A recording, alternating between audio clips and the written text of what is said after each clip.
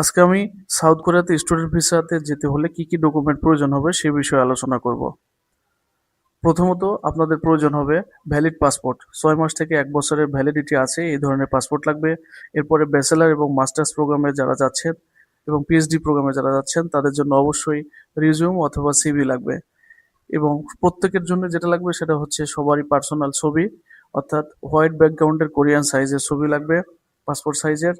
এরপরে যেটা লাগবে হচ্ছে আপনার এবং আপনার বাবা মার এবং ভাই বোন যদি থাকে তাদের প্রত্যেকেরই এনআইডি কার্ড অথবা জন্ম সনদ, এবং যারা মারা গেছেন বাবা মা, যাদের বাবা মা মারা গেছে তাদের অবশ্যই ডেথ সার্টিফিকেটের কপি, এবং এগুলো অবশ্যই ট্রান্সলেশন এবং নোটারাইজ থাকতে হবে।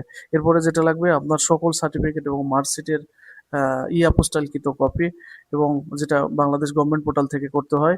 এরপরে যেটা লাগবে সেটা হচ্ছে আপনার আইএলটিএস এবং টপিক সার্টিফিকেট। আইএলটিএস 5 থাকলেই হবে, এবং টপিক সার্টিফিকেট যেটা লাগবে সেটা হচ্ছে টপিক লেভেল 1, 2, 3 যাদের যেটা আছে সেটা দিলে চলবে।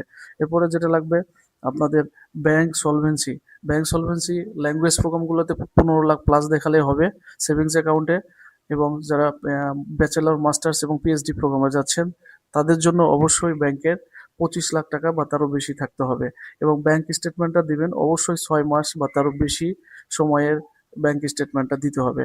অনেকে হঠাৎ করে এফডিআর দিয়ে দেন, তাদের ক্ষেত্রে কিন্তু ভিসা রিজেক্ট হবে। এরপরে যেটা দিতে হবে আপনাদের স্পন্সরের, যদি স্পন্সর ব্যবসায়ী হয় সেক্ষেত্রে টিন এবং 3 বছরের ট্যাক্স সার্টিফিকেট এবং ট্রেড লাইসেন্সের কপি। এবং যদি আপনার স্পন্সর চাকুরিজীবী হন সেক্ষেত্রে জব আইডি, জব সার্টিফিকেট এবং স্যালারি সার্টিফিকেট দিতে হবে।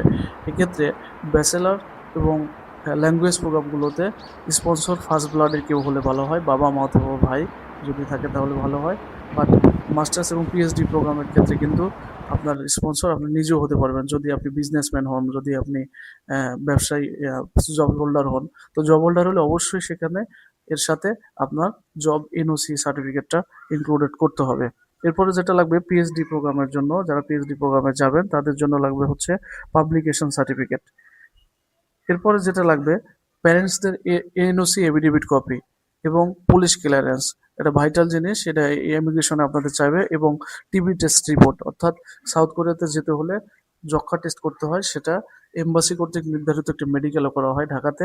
তো আপনারা যারা সাউথ কোরিয়াতে যাবেন এই ডকুমেন্টগুলোই চেকলিস্ট স্টুডেন্ট ভিসার জন্য। আশা করি আপনাদের কিউরিগুলো দূর হয়েছে এবং আমার ভিডিওটি থেকে আপনারা সম্পূর্ণ ডকুমেন্ট চেকলিস্ট সম্পর্কে জানতে পেরেছেন। আমার পরবর্তী ভিডিও দেখার আমন্ত্রণ রইল। পরবর্তী ভিডিওতে আমি সাউথ কোরিয়াতে স্টেপ বাই স্টেপ কোন কাজের পর কোন কাজ করতে হবে সিরিয়ালি সেটা আমি আলোচনা করব। আশা করি আমার ভিডিওটি দেখবেন। ধন্যবাদ।